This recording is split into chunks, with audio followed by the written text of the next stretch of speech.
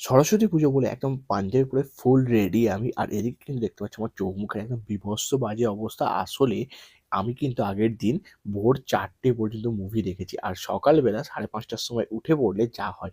আর এদিকে কিন্তু পুজো ইতিমধ্যেই শুরু হয়ে গেছে। নমো নিত্যং সরস্বত্যৈ নমো নমঃ। এইদিকে ১.৫ ফুটের মানে আমারই ভাইঝির হাতে খড়ি চলছে। আসলে ওকে ভালোবেসে আমি ১.৫ ফুট বলে ডাকি।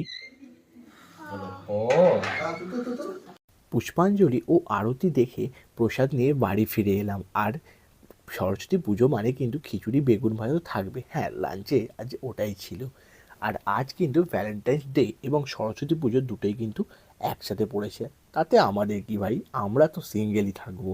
আসলে খুবই কষ্ট লাগছে। আর হ্যাঁ, খাওয়া দাওয়ার পরে চলে গেছিলাম জিমে একটু ওয়ার্কআউট করতে। ভুঁড়িটা বেশ বেড়েছে। আর ওয়ার্কআউট করার পরে এই যে এই খাবার দাবার আর জিম কিন্তু পুরো ফাঁকা ছিল, কারণ বললামই ভ্যালেন্টাইন্স ডে ছিল। তোমাদের সাথে পরবর্তী ভিডিও দেখা হচ্ছে। টাটা।